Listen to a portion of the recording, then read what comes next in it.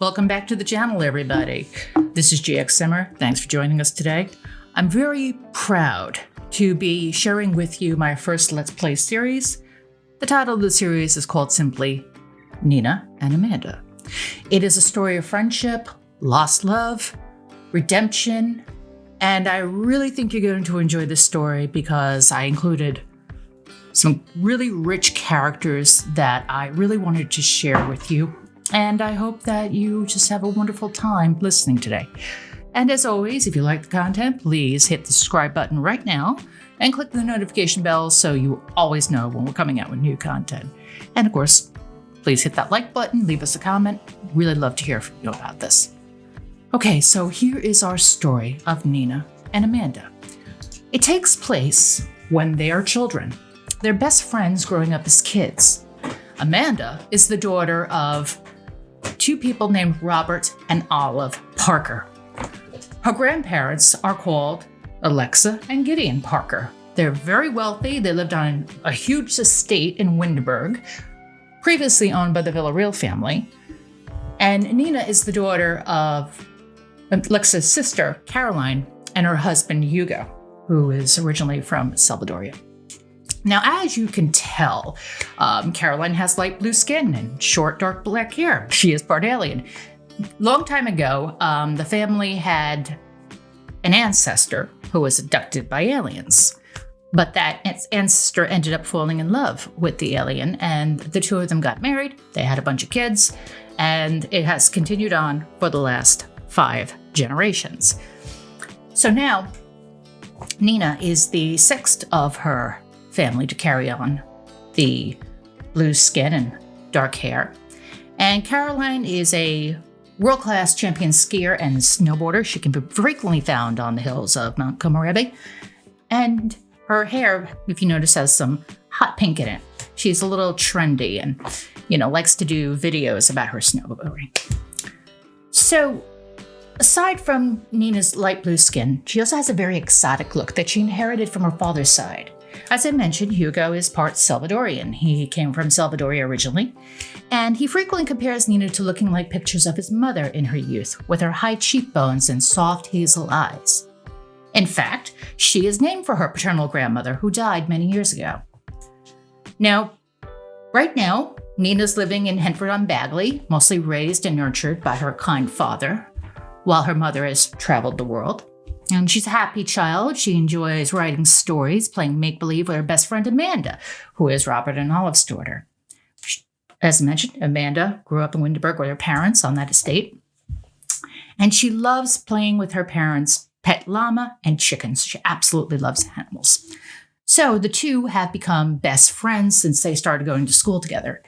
And they are actually related. They're second cousins, and they also have something else in common in the fact that Robert's favorite aunt is Nina's mother. And in fact, Robert often jokes that his favorite aunt had Nina when she was born at the same time as his daughter. So they're about the same age, a couple of months apart, maybe a little less. And Caroline never married until later in life, so her first child was born in the early 50s. Her husband, meanwhile, is a little slightly younger than her, but they are very much in love, nonetheless. But, unfortunately, when Nina was 12, her mother, who is an elder, died of natural causes at home, and her father continued to raise her in Henford.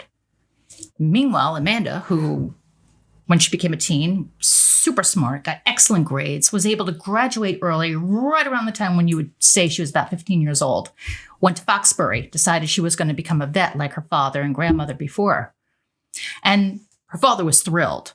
He had hoped she'd work at the clinic one day and eventually run it, taking over the family business and the family estate on Windberg where they live. Now, if it looks like this family has some celebrity to them, you're absolutely right. Robert's father, Gideon, is a world-famous writer, which is why they live on the estate on this island in Windberg. It is secluded, surrounded by a high fence to keep the paparazzi out. And Alexa, Robert's mother, who is also a veterinarian, is famous for her cutting-edge pioneering surgery and books she's written on it. In fact, she founded Winden Vet Care on the island, which is not far from their home. And they also built an apartment above the vet care so that they could stay there if they had tough cases, or rent it out for extra money, or if they hired a vet, the vet could live there. And it worked out very well. She's also known as a major authority and celebrity, as I said before, and she's authored several papers for Foxbury University, where she graduated. And she also loves to knit and sew and teach the skill to her granddaughter, Amanda, who also loves it. And as you can guess, this family's celebrity and popularity traveled from one generation to the next. Robert became a celebrity just like his grandmother, Alexa. And they live in this wonderful, beautiful estate where they also have an orchard of money fruit. Now, you might find that very strange. An orchard of money fruit? Well, yes, because Robert's great-grandfather was a scientist, and she was able to successfully grow and breed this rare fruit. And because they were able to do this, they made millions of dollars.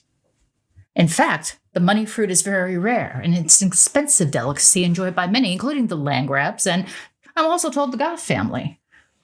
But Robert's grandmother really got this technique down to a science, and ever since then, it's passed from one generation to the next. 4 generations have lived at this estate, with Robert now the steward of this estate and the chief of staff of the vet clinic, because his mother's getting older and soon she's going to be retiring. So aside from their daughter Amanda, Robert and Olive have 3 other children. They have their daughter Leah, Jada, and later they're going to have a little boy named Robbie. We'll get to that in a bit. So right now, let's bring the story up to present day. Nina's father just died. He died of a broken heart because he's missed his mother so much. So now she's an orphan. And Alexa, who is her aunt, says to her, hey, look, you can't live here by yourself. Yeah, you're 16 years old, you have a lot of money, but you're alone here. You need people around you. You need a family. And she says, no, I'm fine. I can live here on my own. I'm fine. Who's going to take care of my animals? So Alexa says, you know what? This is what we're going to do. I will take care of your house for you. I've always wanted to rent a cottage in Henford-on-Bagley. My husband and I have talked about retiring here for years. So let us take care of your house. And in the meantime, why don't you come live with my son and his family at our estate? So that's exactly what she does.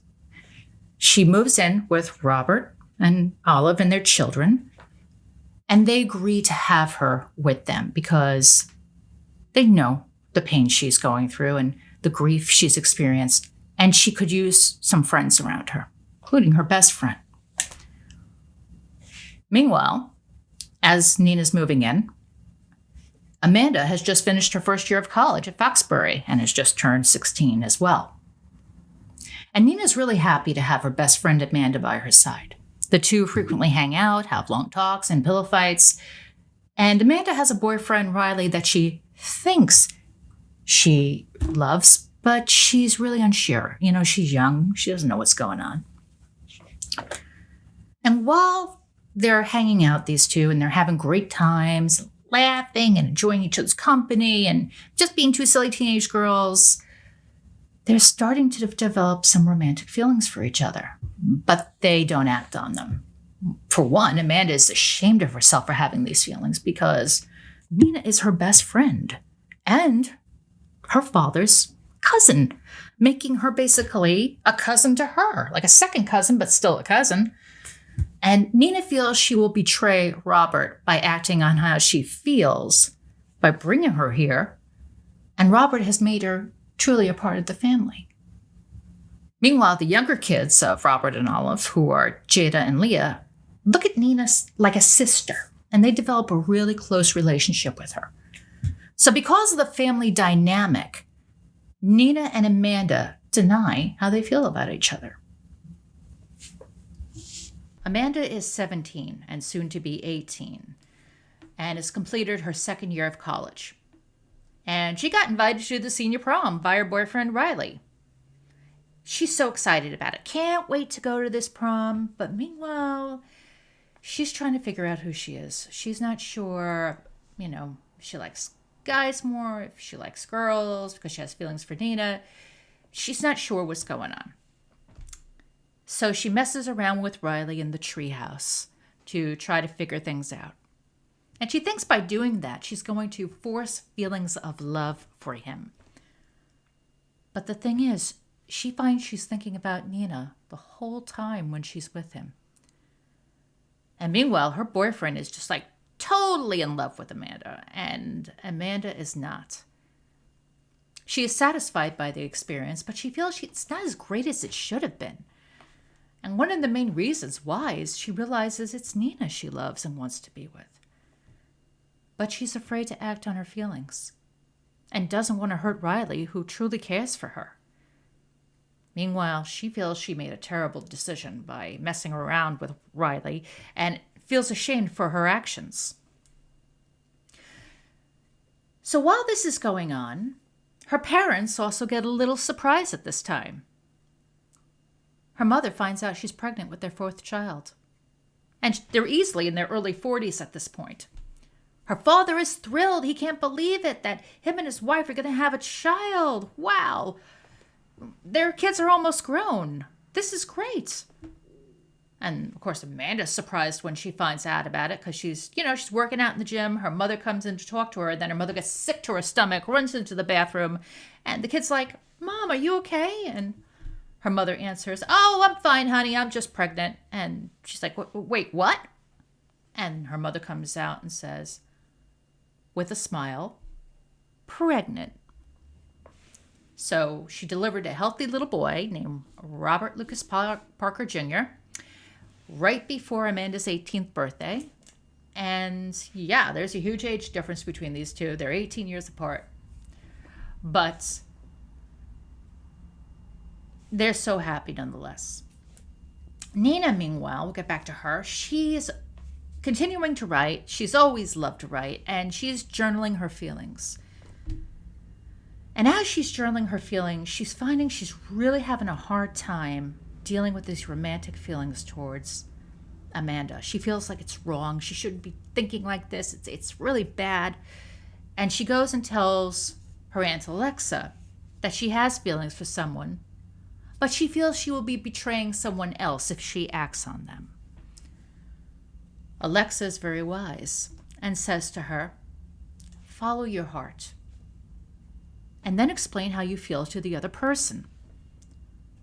But Nina is afraid that the other person, i.e., who is her cousin Robert, will never forgive her for doing that. And Alexa tells her that being sincere and honest will usually lead to forgiveness and understanding. But there's also a chance it may not. It's a risk she'll need to take. Nina can't take the risk. She loves her cousin too much to disappoint him. He took her in. He gave her a home and a family when she needed it. He's been so good to her and kind to her. How could she do that to him?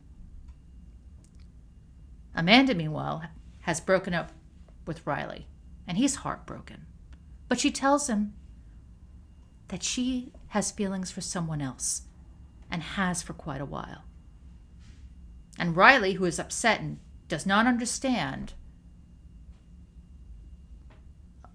leaves as a friend anyway. He wants to be a chef, so he goes off to culinary school and he never sees her again. Meanwhile, these two girls are 18. And since their birthdays have been relatively close together, they celebrated their birthday together with a huge party. Meanwhile, they were constantly looking at each other. Shortly after, Nina graduates valedictorian of her high school class. It's quite an honor. And she gets to enroll at Brightchester in the fall on a full scholarship nonetheless. But because the family is rich, she turns down the scholarships and allows it so that someone who is less fortunate can have them. After all, her parents can pay for it. So here we are. It's the Sunday after high school graduation. And you have Amanda, Nina, and Alexa in the dining room having a conversation. There's attraction at work coming from both Nina and Amanda, and deep feelings want to surface. The way that both of them are is like a volcano about to erupt. So Alexa gets up and she leaves. She's going to go upstairs for a little bit, take care of something. And Amanda wants to tell Nina how she feels so badly. And Nina does too. The attraction for each other burns with intensity. The time is now. So Nina goes out to the family gym, and outside it begins to rain. And Amanda waits as she thinks of what to do. Then she grabs her raincoat and she goes out the back door and she walks to the gym. When she arrives in the gym, Nina is working out. She's in her crop t-shirt, she's got tights on, and she's banging on a punching bag. So Amanda sees her and starts to breathe heavy. She's nervous, and she asks, "Is anyone else around?" "Nope," Nina says. "It's just us." There's a thunderstorm raging outside, and the rain is coming down hard. And Amanda says, "I have feelings for you, and I think you do too." Nina stops working out, takes a breath, and turns to her and says, "I do have feelings for you." Amanda rushes towards her and they kiss. It's Nina's first kiss. So they head to the back of the gym where it's pretty private. And there's like a little couch they can sit on. And they start to make out. And this kiss becomes really passionate with each other. And they're really getting into each other. And so both of them are really reaching that point. And Nina asks, "What should we do now?" So Amanda sits up and looks at her and says, "I know a place we can go to. Would you like to?" And Nina says, "Yes, I would." So they run out into the rain and they go to the vet clinic. Now, when they arrive, Amanda takes her upstairs to her private apartment. Nina didn't even know this place existed. She's like, "I didn't know this was here." And she says, yeah. My father lets me come here sometimes to study or to sleep if I'm working on call at the clinic, because part-time Amanda's working as a tech at the vet clinic while she's studying in college and trying to get her certification as a veterinarian. And Nina asks did you ever bring your boyfriend here? And Amanda says no, and that she wasn't allowed to anyway. Besides that, she only wanted to bring Nina here. Nina asks why Amanda slept with Riley. Why did you mess around with him? And she tells her she didn't know what she was feeling and needed to find out. She said she was conflicted inside because she felt like she liked both men and women but didn't know. Then she realized while she was with him, she thought about her. She jokes that's probably the only reason why she enjoyed it. But she also felt she made a mistake and shouldn't have done it. She tells her she ended up breaking up with him because of her feelings for Nina. She says she wished she had waited to share that first time with her. And now she can't deny how she feels about her any longer. So as you've guessed, the two end up messing around and spend all night at the vet clinic until they leave early the following morning. And basically, when the reality of the situation hits them both, they agree to keep what they're doing a secret. Nina is really afraid the family won't understand. And Amanda's not sure how they react either. I mean, what they have done could be construed as forbidden. So during the summer, they try to spend as much time as possible to be alone and enjoy each other's company. This also includes sneaking in and out of each other's rooms at night, devising a code of knocking on the wall to let the other know that they're coming in, since their bedrooms are right next door to each other. They also take extreme risks, such as messing around in the shower or slipping into the private sauna together.